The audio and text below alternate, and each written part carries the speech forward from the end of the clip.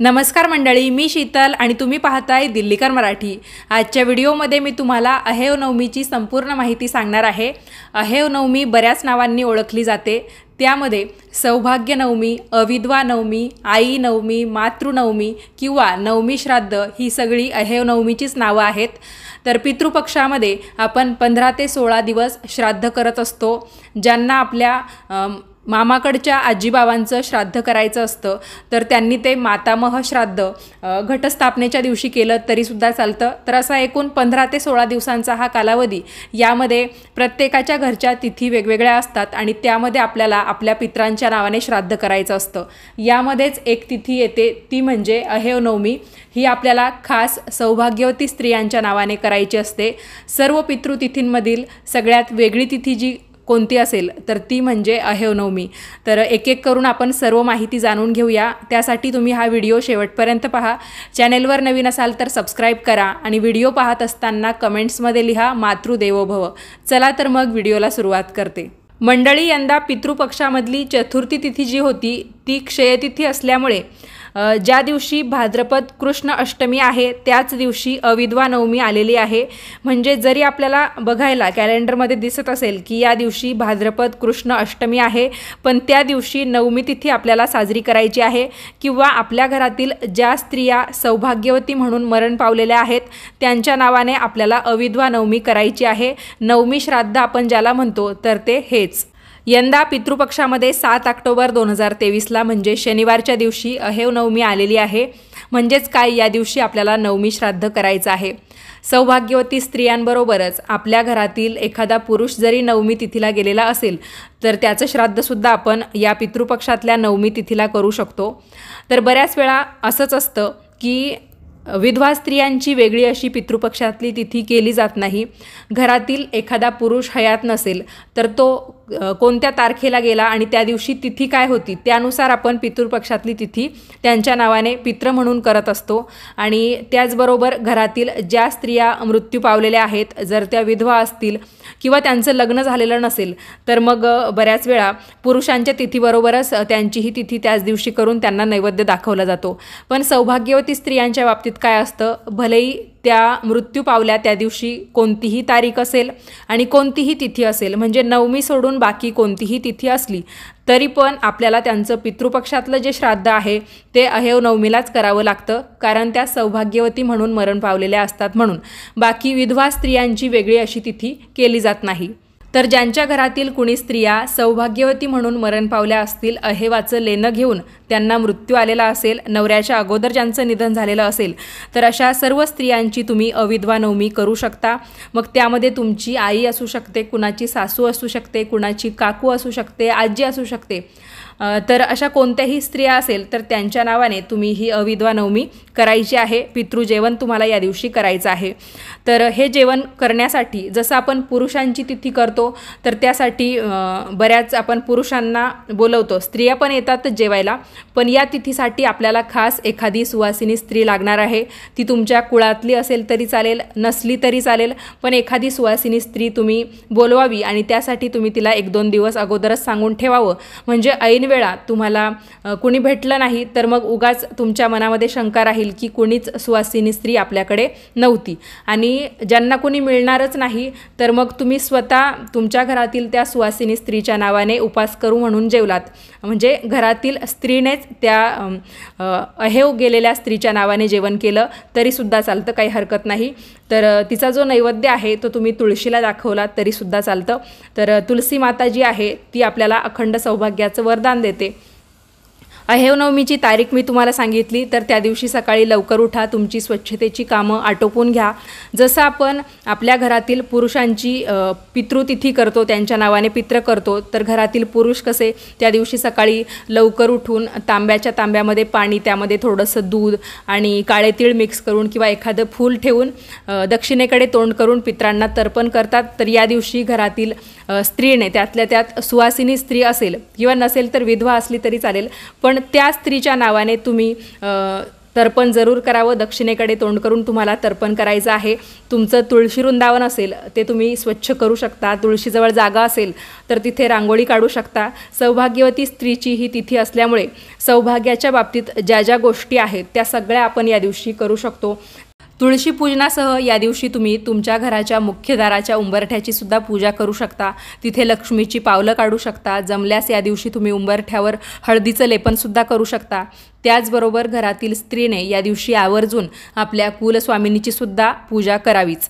तर पूजा वगैरे आटोपली की त्यानंतर तुम्ही स्वयंपाक करू शकता किंवा स्वयंपाकाला तुम्ही अगोदर लागल्या असतील तरी सुद्धा चालेल। कारण पितरांचं जे जेवण असतं त्यासाठी आपल्याला भरपूर तयारी करावी लागते। भरपूर पदार्थ या दिवशी बनवले जातात। तर जी तयारी तुम्हाला आदल्या दिवशी करणं शक्य होईल ती तुम्ही आदल्या दिवशीच करावी। आणि अहेव नवमीसाठी काही वेगळे पदार्थ बनवावे लागत नाही। काही ठिकाणी पुरणपोळी बनवण्याची पद्धत आहे। तुमच्याकडे ती पद्धत असेल तर तुम्ही पुरणपोळी बनवू शकता किंवा ज्यांच्याकडे आता पहिल्यांदाच अहेव नवमी केली जाणार आहे तर जसं आपण बाकी पितरांच्या जेवणासाठी कोणता नैवेद्य बनवतो तर तेच पदार्थ अहेव नवमीला केले तरी सुद्धा चालतात। तर त्यामध्ये कशाचा समावेश असतो, जे नवीन आहेत त्यांच्यासाठी म्हणून सांगते। जे नेहमीच पित्र करत आलेले आहेत त्यांना तर सगळं माहिती असेल। तर पित्रांच्या जेवणामध्ये खीर, पोळी, त्याचबरोबर अळूवडी, थापीव वडी किंवा ज्याला आपण पाटवडीसुद्धा म्हणतो, आणि कारले असतील, त्याचबरोबर भेंडी, गवार, मेथीची भाजी आणि चक्की किंवा डांगर ज्याला आपण लाल भोपळासुद्धा म्हणतो, तर या ज्या भाज्या आहेत त्या अख्ख्या शिजवल्या जातात। यामध्ये फक्त जो लाल भोपळा म्हणजे चक्की किंवा डांगर जे असतं तर ते कापलेलं असतं। बाकी भेंडी असेल, कारलं असेल, गवार असेल, तर या सगळ्या ज्या भाज्या आहेत तर या सर्वांची मिळून एक शाक भाजी तयार केली जाते आणि या भाज्या अख्ख्या शिजवल्या जातात, या काही चिरल्या वगैरे जात नाही। तर मेथीची भाजीसुद्धा तुम्ही निवडून त्यामध्ये टाकू शकता। तर शाक भाजी तुम्हाला कशाची बनवायची आहे हे पुन्हा एकदा सांगते। गवार, भेंडी, त्याचबरोबर मेथीची भाजी, कारले, चक्की किंवा डांगर या सर्वांची मिळून तुम्हाला एकच शाक भाजी बनवायची आहे। तुम्ही तुमच्या जवळच्या नातेवाईकांकडून याची माहितीसुद्धा घेऊ शकता। आणि यामध्ये काळ्या मसाल्याचा जो रस्सा असतो तो सुद्धा बनवला जातो, कढी बनवली जाते आणि अजूनसुद्धा बरेच पदार्थ असतात। म्हणजे गाव बदललं किंवा भाग बदलला की अजूनसुद्धा पदार्थांमध्ये बदल होतो। तर यामध्ये आपण मुगाचे किंवा उडदाचे वडेसुद्धा बनवतो आणि भातसुद्धा बनवला जातो। तर असे जे काही पदार्थ असतील ते आपल्याला या दिवशीसुद्धा बनवायचे आहे। तर अशा पद्धतीने अहेव नवमीचा संपूर्ण स्वयंपाक करून यातला जो नैवेद्य आहे तो आपल्याला अहेव स्त्रीच्या नावाने दाखवायचा असतो। तोपर्यंत तुम्ही तुमच्या घरात आलेल्या अहेव स्त्रीला सुद्धा बसायला जागा देऊ शकता किंवा ती आल्यानंतर तुम्ही नैवेद्य दाखवलात तरीसुद्धा चालेल। आता तुमच्या घरातली जी स्त्री अहेव म्हणून मरण पावलेली आहे तिचा फोटोसुद्धा तुम्ही या दिवशी व्यवस्थित पुसून घेऊ शकता, तिची पूजा करू शकता नैवेद्य दाखवण्याच्या अगोदर। आणि तिच्या फोटोसमोर तुम्ही साडी, चोळी किंवा अहेवाचं जे काही लेणं आहे जे आपण सौभाग्यवती स्त्रिया वापरतो तर ते सगळं ठेवू शकता। हा जो स्वयंपाक आहे तर नैवेद्य दाखवल्यानंतर हेच आपण जेवण म्हणून सुद्धा करू शकतो। नैवेद्य आपल्याला खास करून या दिवशी गाईलाच द्यायचा असतो। अहेव स्त्रीच्या नावाने आपण जी काही तिथी करतो नवमीची, तर तिचा जो नैवेद्य आहे तो कावळ्याला न देता गाईला दिला जातो।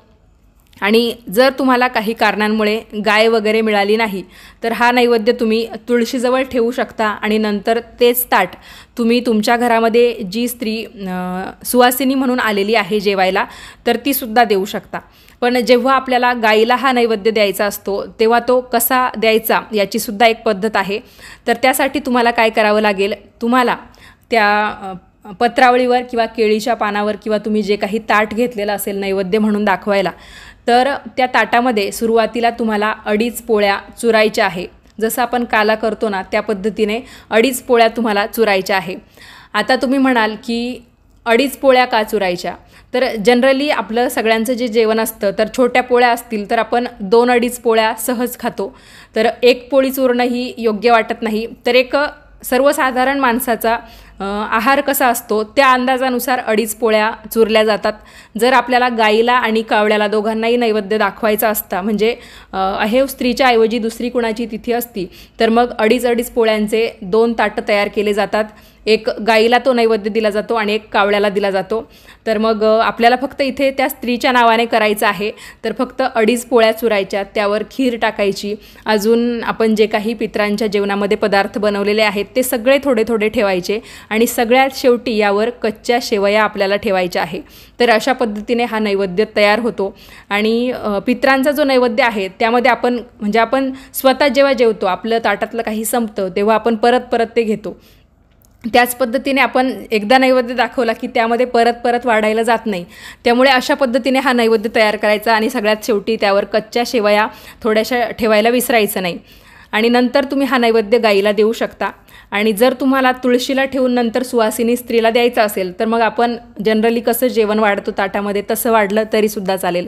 आणि जर तुम्ही गाईला देणार असाल तर सुवासिनी स्त्रीला तुम्ही जे ताट तयार कराल ते सर्वप्रथम तुमच्या घरातली जी स्त्री अहेव गेलेली आहे तिच्या फोटोसमोर ठेवा आणि नंतर तुम्ही ते जेवायला तिला देऊ शकता, काही हरकत नाही। तर जेव्हा तुम्ही हा जो नैवेद्य तयार केला पोळी वगैरे चुरून किंवा त्यावर जे काही पदार्थ आहे ते ठेवून, तर ते गाईला दिल्यानंतर तुम्ही काय करायचं आहे, तुमच्या घराच्या बाहेर थोडासा विस्तव तयार करायचा आहे गोवऱ्यांचा। तर गोवऱ्यांचा विस्तव तयार केल्यानंतर त्यावर तुम्हाला सर्वप्रथम भात टाकायचा आहे। घरातील सुवासिनी स्त्रीने खास करून हे कार्य केलं तर चांगलं राहील, किंवा मग पती पत्नी म्हणजे ज्यांची आई होती, बहीण होती, किंवा म्हणजे ती गेलेली जी स्त्री तुमची कुणीही नातेवाईक असली पण ती अहेव म्हणून गेलेली आहे, तर एकट्या स्त्रीने हे जे कार्य आहे आत्ता मी तुम्हाला जे सांगते ते केलं तरी चालेल, किंवा पती पत्नी दोघांनी मिळून केलं तरी चालेल, किंवा मुलगा आई यांनी मिळून केलं तरीसुद्धा चालेल। तर मग त्या विस्तवावर तुम्हाला थोडासा भात टाकायचा आहे, थोडंसं तूप टाकायचं आहे आणि पाणी जे आहे ते उलट दिशेने फिरवायचं आहे। आता ज्यांना माहिती नाही ते आपण देवांना कसं नैवेद्य दाखवल्यावर सुलट दिशेने पाणी फिरवतो तर तसं फिरवतात, काही हरकत नाही। आता माहिती नसल्यावर काय करणार, तर अशा पद्धतीने ते तूप आणि भात जेव्हा आपण त्या विस्तवावर टाकतो तर त्याचा जो सुवास आहे तो आपल्या हयात नसलेल्या किंवा ज्याची आपण तिथी साजरी करतोय तर त्याचा सुवास त्याच्यापर्यंत पोहोचायला हवा, म्हणून तो विधी केला जातो। तुम्ही आवर्जून करा। आणि फक्त सुवासिनी स्त्रीच्या बाबतीत नाही, तुम्ही कुणाचेही पित्र या पितृश्राद्धामध्ये करत असाल तर हा विधी आवर्जून करा आणि नंतरच तुम्ही तुमच्या घरी बोलवलेल्या उपास करूंना जेवायला द्या आणि तुम्ही सुद्धा जेवण करू शकता। आता या सुवासिनी स्त्रीचं जेवण वगैरे झाल्यावर तुम्ही तुमच्या घरातील जी स्त्री सुवासिनी म्हणून मरण पावलेली आहे तिच्यासमोर जी साडी चोळी ठेवली असेल किंवा अहेवाचं जे काही लेणं ठेवलेलं असेल तर ते तुम्ही तिला भेट म्हणून देऊ शकता। तुम्हाला हे शक्य नसेल तर फक्त नारळ, तांदूळ हे सगळं देऊन आपण नेहमीप्रमाणे कशी ओटी भरतो तशी तुम्ही त्या सुवासिनी स्त्रीची भरली तरीसुद्धा चालेल। आणि जर तुमच्याकडे कुणी जेवायला सुवासिनी स्त्री आली नसेल किंवा तुम्हाला ते बोलवणं शक्य झालं नसेल तर तुम्ही काय करायचं आहे, तुळशीची ओटी भरायची आणि नंतर ते जे साहित्य आहे ते तुम्ही स्वतः वापरलं तरीसुद्धा चालेल। म्हणजे नारळाचा सुद्धा नंतर तुम्ही काहीतरी वापर करू शकता, तांदळाचा वापर करू शकता, किंवा ते जे साडी चोळी तुम्ही अहेवाचं लेणं जर तुम्ही त्या स्त्रीला देणार होतात पण तुम्हाला ती बोलवणं किंवा ती तुमच्याकडे आली नाही तर मग ते जे लेणं आहे ते तुम्ही स्वतः वापरलं तरीसुद्धा चालतं। तर असे भरपूर पर्याय मी तुम्हाला सुचवलेले आहेत, त्या पद्धतीने तुम्ही ही अहेव नवमी करू शकता। आणि सगळ्यात शेवटचं सांगायचं झालं तर अहेव नवमीच्या दिवशी संध्याकाळी दिवे लागणीच्या वेळा तुम्ही तुळशीजवळ एक पिठाचा दिवा तयार करून ठेवायचा आहे आणि या दिव्याला तुम्हाला हळदी कुंकू वाहायचं आहे। कारण अहेव स्त्री म्हटलं की जरी ती निधन पावली तरी पण तिचं सगळं लेणं आहे तसंच होतं, कारण नवऱ्याच्या अगोदर तिला मरण आलेलं असतं म्हणून।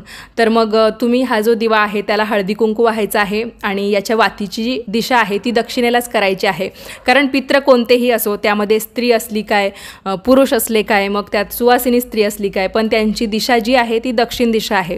पण हा दिवा तुम्ही दक्षिणेकडे तोंड करून लावायचा आहे। पिठाचा नाही जमला तर मातीची पंती लावा, पण त्यावर हळदी कुंकू वाहायला विसरू नका। आणि तिथे दिवा जेव्हा लावाल तेव्हा तुम्ही मातृदेवो भव मातृदेवो भव असं म्हणायला अजिबात विसरू नका। तर तुमची जी कोणी सुवासिनी स्त्री गेलेली आहे तर ती तुमच्यावर प्रसन्न होईल, तिचा भरभरून आशीर्वादसुद्धा तुम्हाला मिळेल। आणि जेव्हा तुम्ही या सुवासिनी स्त्रीची ओटी वगैरे भराल तर तिलासुद्धा हळदी कुंकू द्यायला अजिबात विसरू नका। तर अशा पद्धतीने ही अहेव नवमी साजरी केली जाते।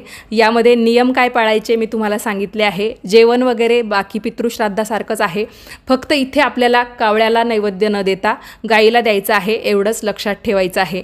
आणि जर कुणाकडून हे सगळं करणं म्हणजे स्वयंपाक वगैरे काही करणं अजिबात शक्य झालं झालं नाही तर त्यांनी आपण पितृपक्षामध्ये किंवा पितरांच्या दिवशी जे काही जेवण बनवतो तर त्याचा सगळा कोरडा शिदा एखाद्या पिशवीमध्ये भरायचा थोडं थोडं करून आणि एखाद्या गरजू ठिकाणी तुम्ही हा शिदा देऊ शकता, म्हणजे अन्नदान केल्यासारखं.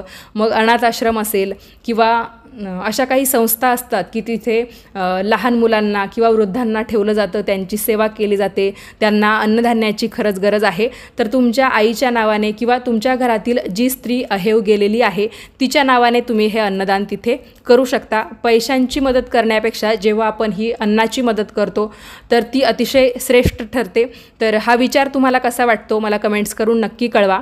आणि तुमच्या घरात म्हणजे तुमच्यापैकी कोण कोण ही अहेव नवमी करणार आहे हे सुद्धा सांगा. कोणासाठी करणार आहात हे सुद्धा सांगायला विसरू नका. तुम्हाला जर हा व्हिडिओ आवडला असेल तर व्हिडिओला लाईक करा, जास्तीत जास्त शेअर करा, म्हणजे सर्वांना याची माहिती मिळेल. आणि असेच छान छान माहितीपूर्ण व्हिडिओज पाहण्यासाठी आजच दिल्लीकर मराठीला सबस्क्राईब करा. तुम्हाला अजून काही प्रश्न पडलेले असतील तर ते सुद्धा कमेंट्सद्वारे विचारू शकता. भेटूयात पुढच्याच नवीन व्हिडिओमध्ये. तोपर्यंत सर्वांनी काळजी घ्या. धन्यवाद.